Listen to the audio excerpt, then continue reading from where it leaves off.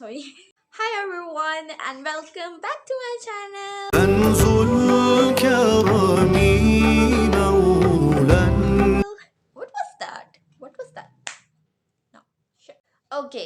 So yesterday was such a roller coaster for me because I did 4 ear piercings yesterday. Obviously, अपनी की है मैंने तो मेरे ना तो आज मैं बताऊंगी कि मैंने ईयर पियर्सिंग अपनी खुद कैसे की और मैंने उससे हील कैसे किया और या एवरीथिंग अबाउट इट। अब मैं वो 4 ईयर पियर्सिंग कर रही थी। I really want to make a video about it, but वो इतनी जल्दी और मैं इतनी हाइपर वे में मैंने उसको कर लिया और मैं वीडियो बना ही नहीं सकी। सो या तो ये वाले 2 ईयर्स की थी, कितनी बुरी लग रही है ईयर पियर्सिंग। अच्छा, ये वाले 2 ईयर्स खुद किए थे। I try 2 time with gun and दोनों दफ़ा मेरे कान सही नहीं हुए बिकॉज जो वो डालते हैं बीच में वो उसकी वजह से भी और बहुत ज़्यादा पेन और पस हो जाती थी जिसकी वजह से मेरे कान सही नहीं हुए और दोनों दफ़ा मैंने अपने कान खोल दिए।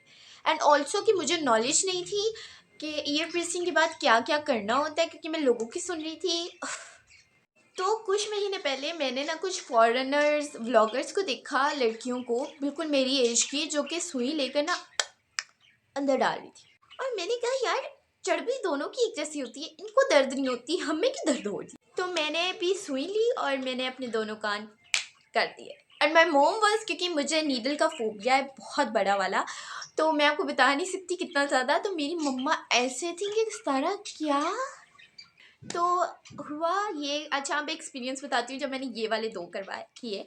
तो मैंने जब सुई रखी ना, अच्छा मैंने ये वाला ना थोड़ा सा वियर्डली किया था। ये पहला था जो मैंने प्रेस किया, यहाँ से जाकर यहाँ से निकाल दिया था मैंने। अच्छा, ये मुझे बाद में पता लगा था, बट हाँ रिकवर हो गया।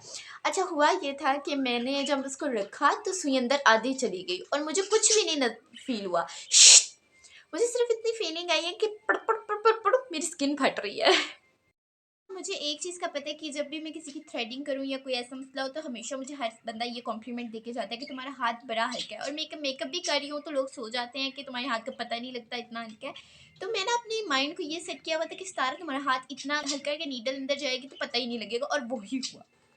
Because it was my first time so my hands are very shaking. मुझे एनजाइटी अपने अलग मकाम पे हो रही थी, लेकिन मैंने ईयर प्रेस कर लिए और जब मैंने ईयर प्रेस किए आई वॉज वेरी हैप्पी, माई मोम वॉज वेरी हैप्पी।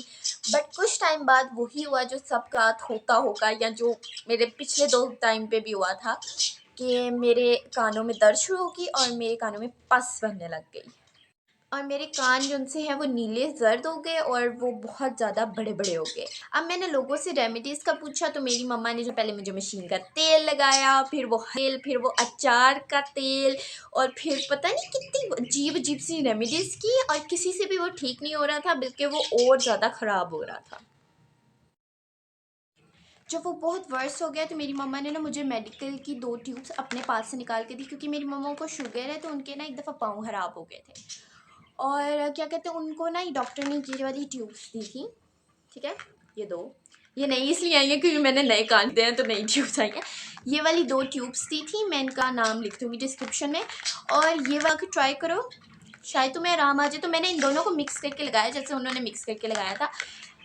एक दफ़ा सुबह और एक दफ़ा रात में लगाई एंड जब मैं सुबह उठी तो मैंने वाज़िया रिजल्ट देखा। लाइक मेरे मेरे ईयर्स जो उनसे थे वो क्या कहते हैं एक इंसान के ईयर्स की तरह लग रहे थे। उनकी वो ब्लूनेस ख़त्म हो चुकी थी और जो उसमें इन्फेक्शन हुआ था वो भी थोड़ा कम लग रहा था। Because it was 1 day so I was not expecting too much result, but there are very good result. फिर मैंने उसको रेगुलर लगाना शुरू किया और मेरा ये वाला जो ईयर था ये पहले ही ठीक हो गया। ये ऐसा था क्योंकि एंगल का प्रॉब्लम था तो इसको थोड़ा ज़्यादा टाइम लगा। And I also want to talk about one thing कि जब हम ईयर प्रेसिंग करवा रहे होते हैं गन से और जब हम हुड कर रहे होते हैं तो हम हुड करें तो थ्रेड डलता है, गन से करें तो टॉप से। उस टाइम पे हमें ये नहीं बताते साथ कि आपने अपना ईयर रिंग किस टाइम के बाद चेंज करना है, गोल्ड या चांदी में बदलना है। तो मैं ना वीडियो स्क्रॉल कर रही थी और मेरे सामने एक डॉक्टर आए जिसने मुझे बताया कि आपके हर की जो जिधर आप प्रेसिंग करवाते हो उसके अलग अलग टाइम होता है हीलिंग का, और उस हीलिंग के टाइम के बाद आपने अपना थ्रेड निकाल कर कोई टॉप्स पहनना है या फिर वो जो टॉप गन के साथ लगता है उसको चेंज करना है। तो या ये कोई भी नहीं बताता। मेरे कान ठीक हो गए। मैं अभी आपको टाइम का ड्यूरेशन बताऊंगी, लेकिन जब मेरे कान ठीक हो गए तो मैंने उसमें चांदी के टॉप्स डाले। मुझे बिल्कुल खुद नहीं हुई, मेरे कान बिल्कुल ठीक है। मैं रोज़ आर्टिफिशियल्स पे पहनती भी हूँ।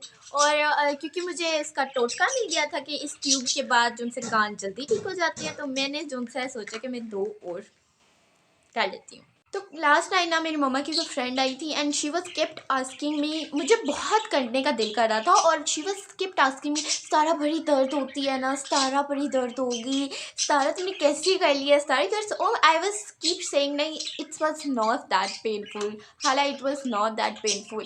तो जब ना एक हद ऊपर हुई ना, तो मैंने कहा हालांकि wait let me show you. मैं अंदर रूम में गई और मैंने सुई मार के और मैंने कहा लो कर ली। She was like my mom's name is Saima, तो she was like, Saima तेरी तीने भी की किता। Okay, so now let me show you कि मैंने कहाँ पे ear piercing की है। Okay, तो ना एक मैंने यहाँ पे किया है। अब मेरे कान मोटे हैं तो आप सोचूंगी ये कौन सा एंगल है, लेकिन मेरा यही एंगल है, ठीक है। एक मैंने यहाँ पे किया और एक यहाँ पे ईयर piercing हुई हुई है। थ्रेड थोड़ा नीचे पर यहाँ पे हुई हुई है, ठीक है। और ये तो मेरी यहाँ पे है ये।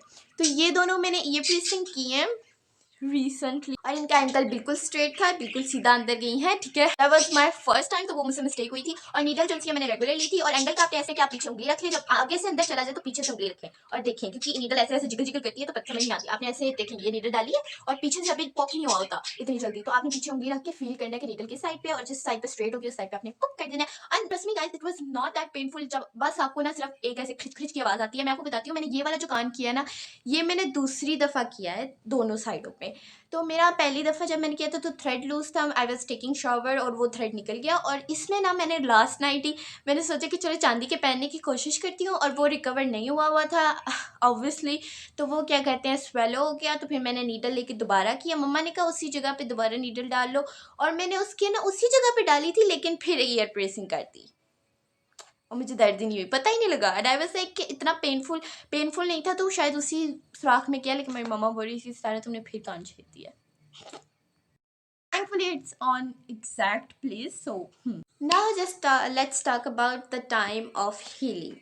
तो जो आपके ये वाले कान होते हैं ना, ये वाले, let me show you from here too. अच्छा, ये वाले जो आपके कान होते हैं ना, ये लेते हैं 4 months और 5 months हील होने के लिए, ठीक है। 4 या 5 मंथ्स के बाद आप अपना ईयर piercing या ईयर रिंग जो भी है वो चेंज कर सकते हो, चांदी के या सोने के पहन सकते हो, ठीक है।